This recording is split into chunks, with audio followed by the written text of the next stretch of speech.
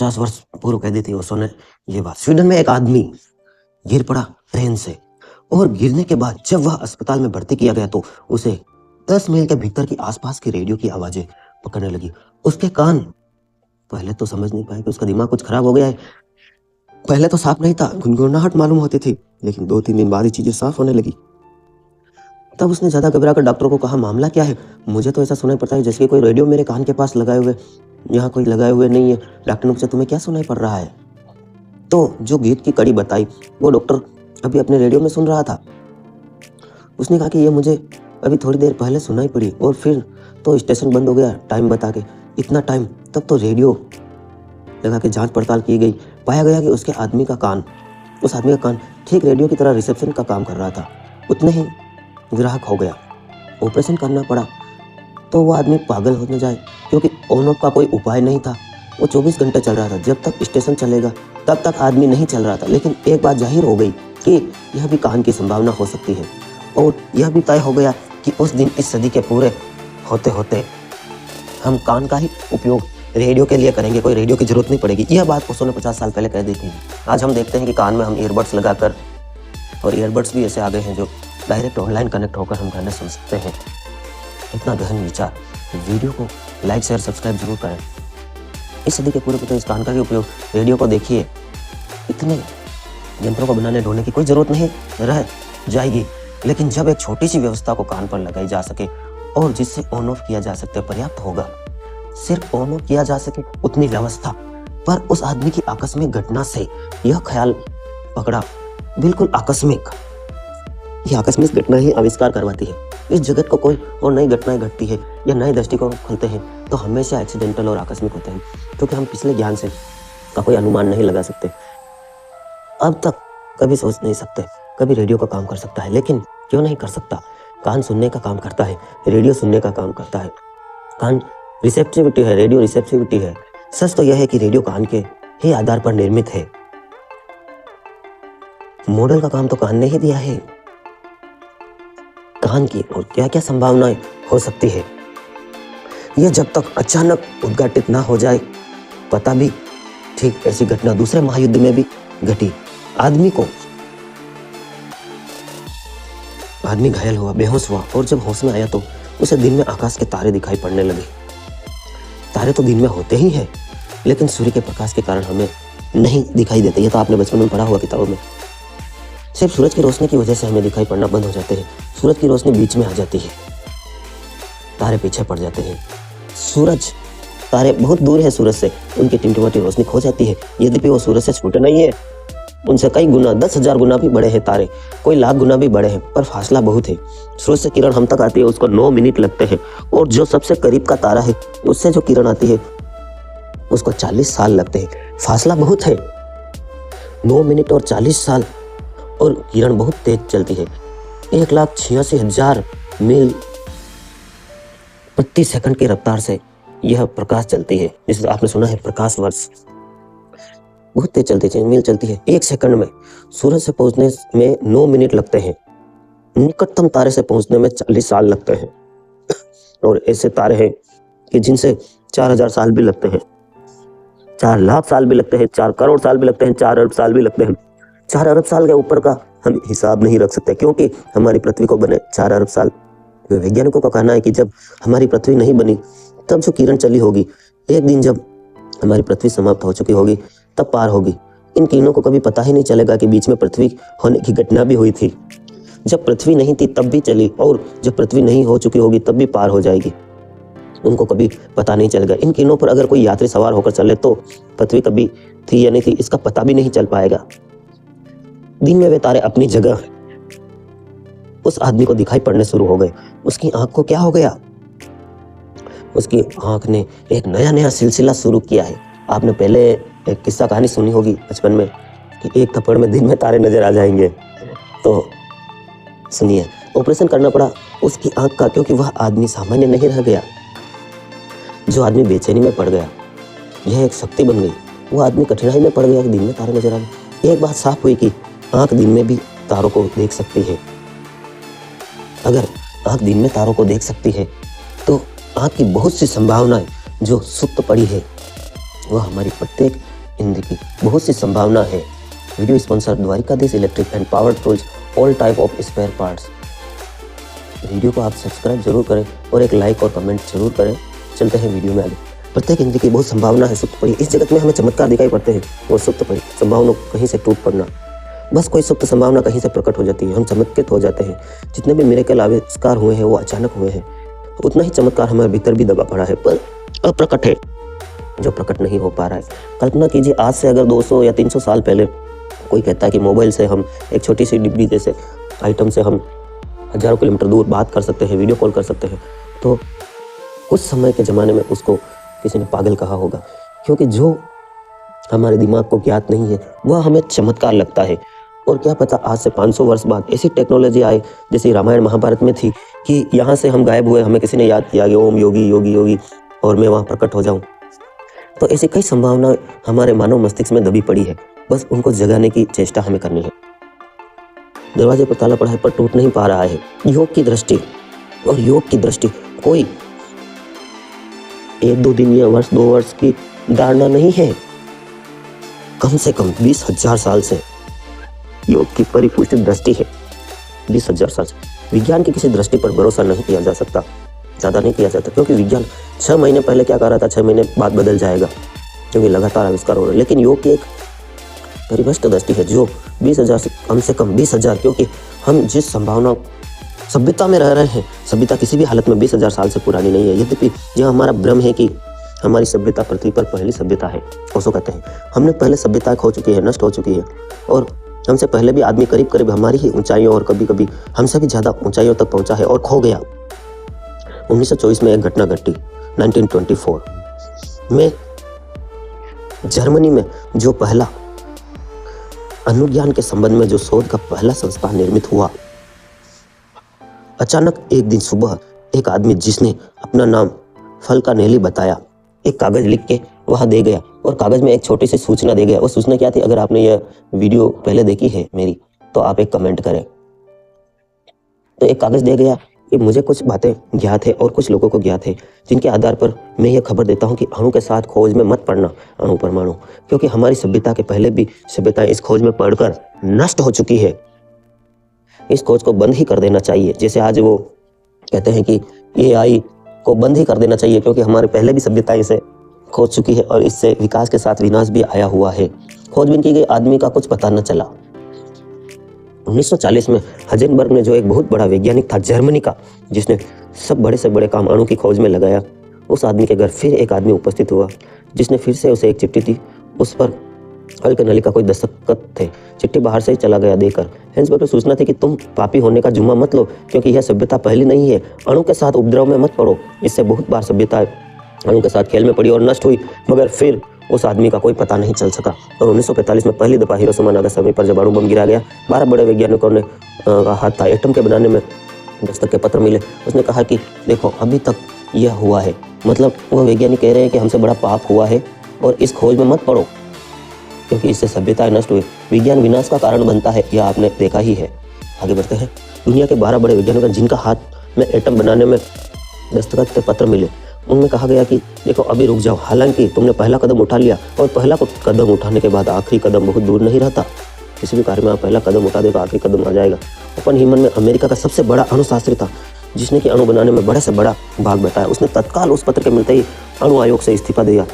उसने वक्तव्य दिया कि है उसे हमने पाप किया है। यह आदमी हर वक्त खबर देता रहा। आदमी कौन है इसका कोई पता नहीं चला। यह आदमी कौन है? Video sponsor Dwarkadhish electric and power tools, Chanderi road, ward 14, Fatehnagar. Deepawali की हार्दिक शुभकामनाएं। योगेश टांग, भारतीय दार्शनिक एवं मोटिवेशन स्पीकर। इसका कोई पता नहीं चला। इस बात की पूरी संभावना है जो कि वह कह रहा है कि ठीक कह रहा है। अणु के साथ खिलवाड़ सभ्यताएं पहले भी कर चुकी है। हमने भी महाभारत में अणु के साथ खिलवाड़ कर लिया था। मिलते हैं एक छोटे से ब्रेक के बाद। वीडियो में बने रहें।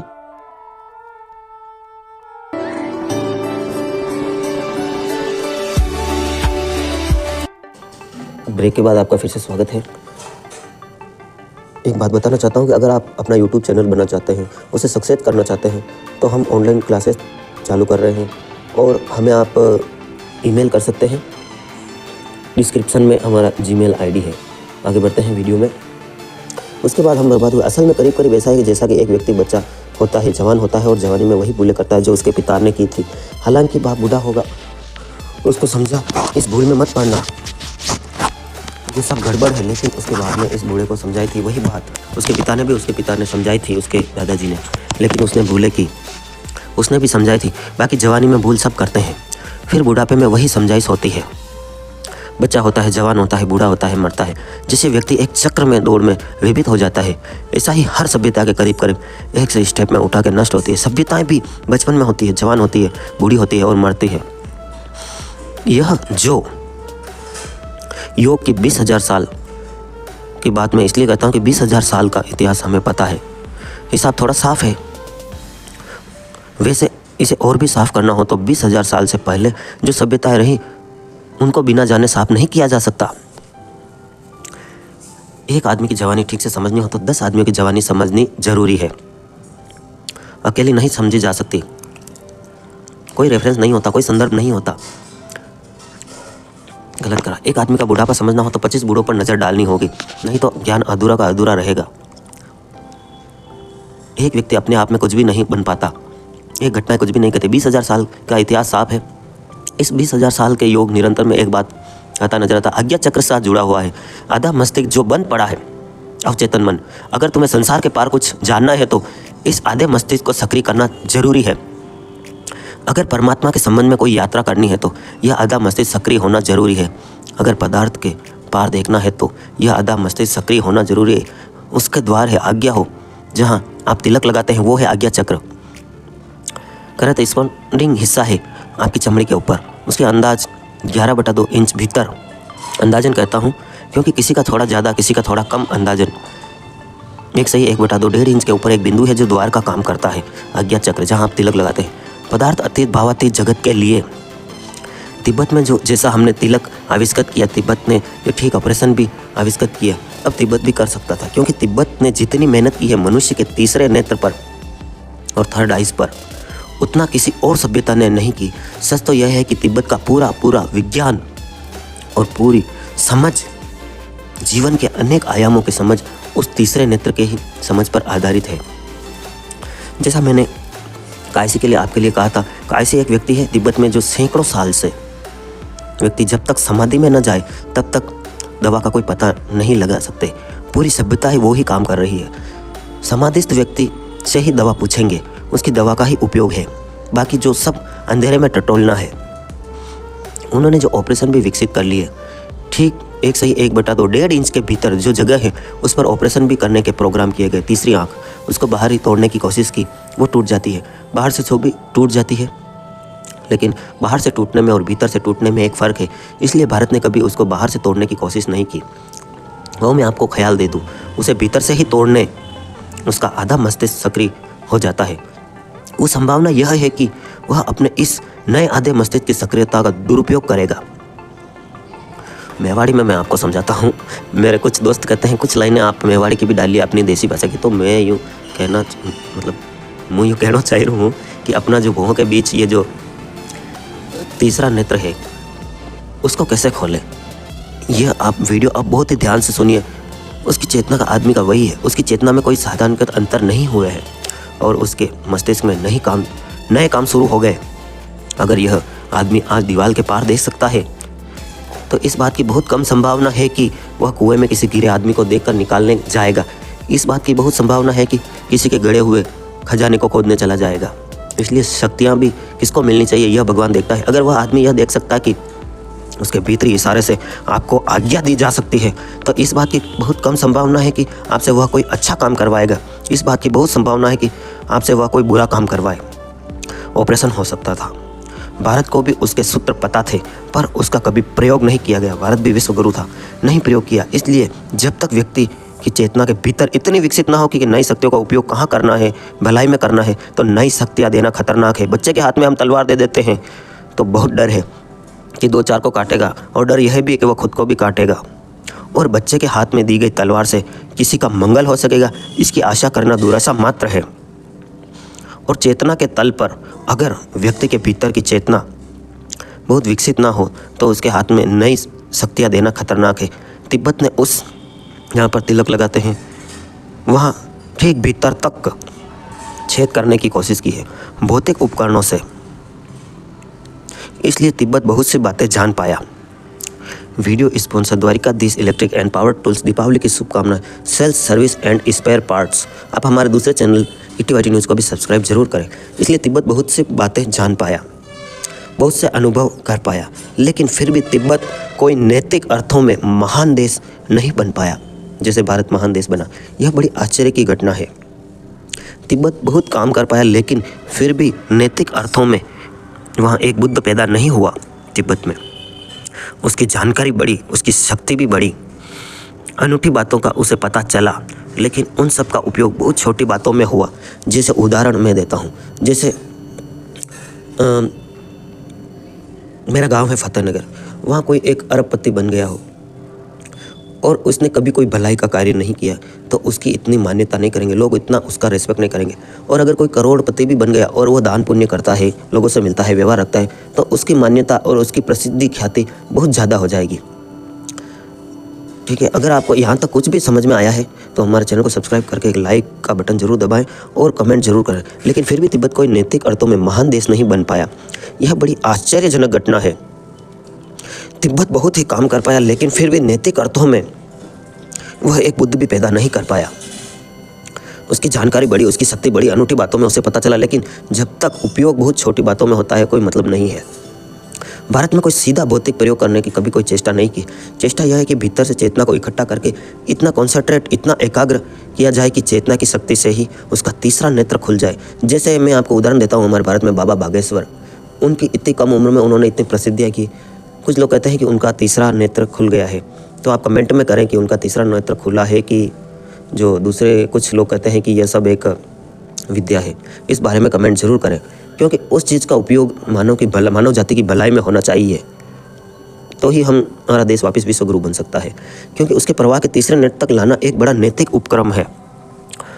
उसे इतना ऊपर चढ़ाना है, क्योंकि साधारणतः हमारा मन नीचे की तरफ बहता है। सच तो यह है कि हमारा मन सेक्स सेंटर की तरफ बहता है। हम कुछ भी करते हैं, जब चाहे धन कमाते हो, चाहे पद की चेष्टा करते हो, चाहे कुछ भी करते हो, हमारा सब करने के पीछे गहरे में यही काम वासना हमें खींचती रहती है। ऐसा ओशो कहते हैं। धन भी हम कमाते हैं इसी आशा में कि उससे काम खरीदा जा सके, पर आशा, पद की आशा। अगर ये बुक आप पढ़ना चाहते हैं तो लिंक डिस्क्रिप्शन में, थर्ड आइज ऑफ ओशो। और अगर हमारे लिंक से आप यह बुक खरीदते हैं तो आपको 10% का कमीशन मिलेगा। कूपन कोड में योगी ध्यान योगी TYT लिखना होगा। ठीक है, आगे बढ़ते हैं। पद की हम इच्छा करते हैं इस आशा में कि पद पर बैठकर हम ज़्यादा से ज़्यादा शक्तिशाली रहेंगे काम को खरीद लेने में। इसलिए अगर पुराने दिनों में राजा की इज्जत का पता इससे चलता है कि कितनी रानियाँ उसके पास थी, ठीक मेजरमेंट था वो, ठीक, क्योंकि पद का और कोई मूल्य क्या है, पद का करोगे क्या, कितनी स्त्रियाँ तुम्हारे हरम में पता चल जाएगा। उसको कहते हैं तुम कितने बड़े पद पर हो। पद का उपयोग, धन का उपयोग घूम के काम वासना के लिए होना है। जो भी हम करेंगे हमारी सारी शक्ति काम के केंद्र की तरफ दौड़ती रहेगी, और जब तक शक्ति काम के केंद्र की तरफ दौड़ रही है तभी यह व्यक्ति अनैतिक हो सकता है। अगर शक्ति को ऊपर की तरफ दौड़ानी है तो काम की यात्रा रूपांतरित करनी पड़ेगी। अगर आज्ञा चक्र की तरफ शक्ति को चलना है तो काम की यात्रा को बदलना पड़ेगा। रुख पूरा ध्यान पेट की तरफ फेर लेनी पड़ेगी, नीचे की तरफ, और मुंह करना पड़ेगा ऊपर की तरफ, ऊर्ध्वमुखी होना पड़ेगा। यह जो ऊर्ध्वगमन है, यह यात्रा बड़ी नैतिक होगी। इसमें इंच संघर्ष होगा, इसमें एक एक कदम कुर्बानी होगी। इसमें जो छूट है वो खोने की तैयारी दिखानी पड़ेगी ताकि विराट मिल सके। इससे कीमत चुकानी पड़ेगी, और इतनी सारी कीमत चुका के जो व्यक्ति आज्ञा चक्र तक पहुंचता है, वो जो विराट शक्ति उपलब्ध होती है, वो उसका दुरुपयोग कैसे कर पाएगा। दुरुपयोग का कोई सवाल नहीं उठता। दुरुपयोग करने वाला तो इस मंजिल तक पहुंचने के पहले समाप्त हो गया होता है। इसलिए तिब्बत का ब्लैक मैजिक पैदा हुआ। यह ऑपरेशन की वजह से ब्लैक मैजिक पैदा हुआ। तिब्बत में अध्यात्म कम पैदा हुआ, काला जादू ज़्यादा पैदा हुआ, और जिसको हम कहें कि शैतानी डंका, उपद्रव ज़्यादा पैदा हुआ, ब्लैक मैजिक पैदा हुआ। इस तरह की ताकत हाथ में आनी शुरू हो गई, जिससे सिर्फ विनाश होता है। सूफियों की एक कहानी है। क्या मैं आपको एक कहानी सुनाता हूँ? जीसस के बाबत ईसाइयों में उसका कोई उल्लेख नहीं है, इसलिए मैं सूफियों से कहता हूँ जीसस की बहुत सी कहानियाँ सूफियों के पास है, ईसाइयों के पास नहीं है। कई बार तो बहुत महत्वपूर्ण घटनाएं मुसलमानों के पास भी है, ईसाइयों के पास नहीं। जीसस के जीवन की घटना भी उसमें एक है। जीसस के 3 शिष्य जीसस के पीछे खड़े हैं, उनमें कहते हैं कि हमने सुना है और देखा है। आप मुर्दे को कहते हैं कि उठ जाओ, और वह उठ जाता है। जीसस कहते थे मुर्दे को उठ जाओ, हमें तुम्हारा मोक्ष नहीं चाहिए, हमें तुम्हारा स्वर्ग नहीं चाहिए, हमें तो सिर्फ तरकीब सिखा दो, यह मरा हुआ आदमी कैसा जिंदा हो जाए। जीसस के पास गए कुछ लोग। जीसस ने उनसे कहते हैं कि लेकिन यह मंत्र का उपयोग तुम स्वयं पर कभी नहीं कर पाओ, क्योंकि तुम मर चुके हो, तो फिर मंत्र का कैसे उपयोग करोगे? दूसरों को जिलाने में तुम्हें क्या फ़ायदा होगा? दूसरों को वापस जिंदा करने में तुम्हें क्या फ़ायदा होगा? मैं तुम्हें वो तरकीब बताता हूँ जिससे कि तुम मरो ही नहीं। कहते हैं हमें इस कोई आप हमें बहलाए मत, हमें उल्लू मत पटाएं, हमें मुद्दों की बात करनी है। ये चीज़ this electric and power tools सभी प्रकार के पंखे, फर्राटा, table fan, ceiling fan, Orient Usha, lighting, megaphone, microphone, सभी प्रकार के मथाने, कुएं की मोटर, सिगड़ी, बल्ब, ट्यूबलाइट, इंडक्शन, टेम्पर्स, होम थिएटर, फ्रिज जैसी gas, power tools, drill, cutter मशीनें होलसेल रेट पर। Dwarkadhish electric and power. हाँ जल्दी करो, मुझे पता है कि आप लोग नहीं करते, वीडियो देखते हो लेकिन सब्सक्राइब नहीं करते। लाल कलर का बटन नहीं से दबाओ, जल्दी दबाओ, फिर मैं शुरू करो, दबा दो जल्दी।